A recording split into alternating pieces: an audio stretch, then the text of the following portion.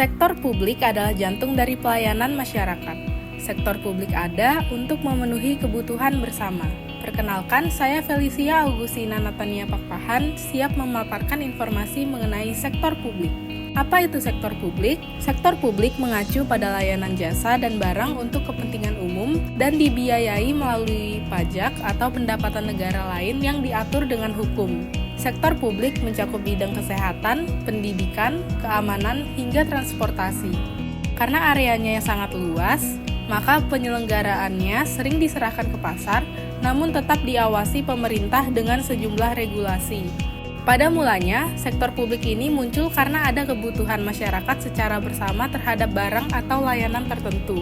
Untuk menghindari terjadinya alokasi dan distribusi barang atau layanan umum yang tidak adil, maka pengaturannya diserahkan kepada pihak atau pengurus tertentu. Warga masyarakat akhirnya membayar sejumlah pajak untuk mendukung pengaturan barang atau layanan umum oleh pengurus tersebut. Keberadaan sektor publik di tengah masyarakat tidak bisa dihindarkan. Masyarakat membutuhkan regulasi yang mengatur pemakaian barang-barang publik agar dapat terdistribusi dengan adil dan merata. Berikut adalah contoh regulasi. Menurut Jones, peran utama sektor publik mencakup 3 hal, yaitu regulatory role, enabling role, dan direct provision of goods and service. Yang pertama adalah regulatory role. Sektor publik sangat berperan dalam menetapkan segala aturan yang berkaitan dengan kepentingan umum. Tanpa adanya aturan, maka ketimpangan akan terjadi di masyarakat. Sebagian masyarakat pasti akan dirugikan karena tidak mampu memperoleh barang atau layanan yang sebetulnya untuk umum. Contohnya adalah regulasi mengenai tata ruang kota, standar pelayanan minimal atau SPM. Yang kedua adalah enabling role. Sektor publik mempunyai peran yang cukup besar dalam mengamankan, menertibkan, dan memperlancar aktivitas masyarakat yang beraneka ragam. Wujud peran ini antara lain Satuan Polisi Pamong Praja yang mengatur pedagang kaki lima agar memungkinkan jalan raya tidak macet. Kantor pemadam kebakaran menanggulangi musibah kebakaran agar tidak menimbulkan banyak kerugian. Kemudian kantor kepolisian memberantas kejahatan agar masyarakat bisa tenang dalam bekerja dan sebagainya.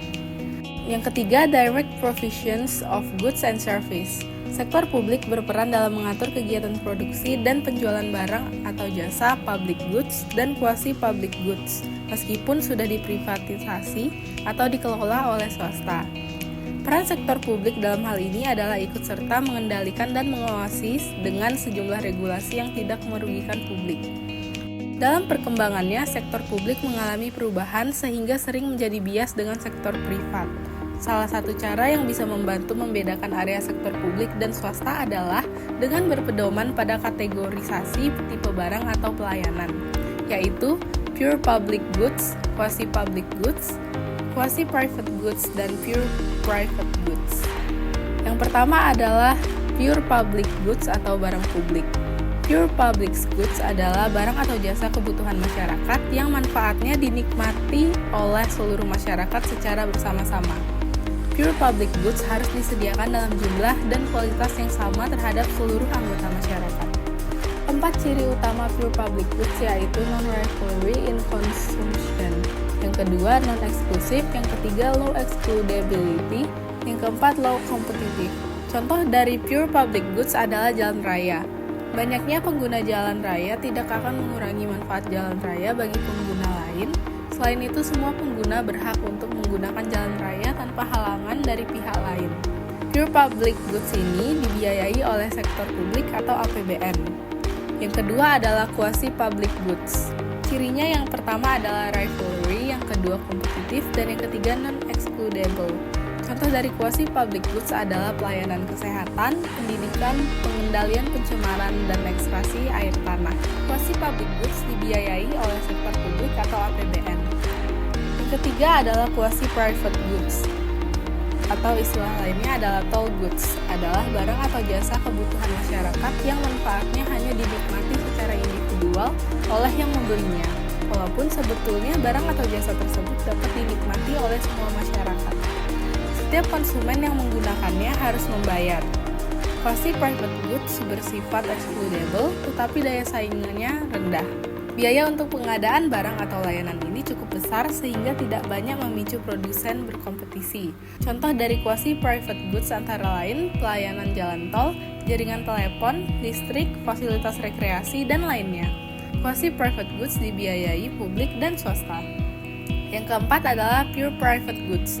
Pure private good adalah barang-barang atau jasa kebutuhan masyarakat yang hanya dinikmati secara individual oleh yang membelinya, dan yang tidak membeli tidak dapat menikmatinya. Jadi barang private hanya dapat dikonsumsi pada waktu tertentu dan barang tersebut akan mengurangi ketersediaannya bagi orang lain. Ciri utama barang privat yaitu rivalry in consumption, yang kedua eksklusif, yang ketiga excludability, dan yang keempat high competitive. Contoh barang-barang private adalah makanan, pakaian, hiburan, peralatan, dan sebagainya. Biaya pure private goods berasal dari sektor swasta. Sektor publik memastikan kebutuhan bersama kita terpenuhi. Mari kita dukung agar sektor publik tetap kuat dan bermanfaat bagi kita semua. Sektor publik untuk kesejahteraan bersama.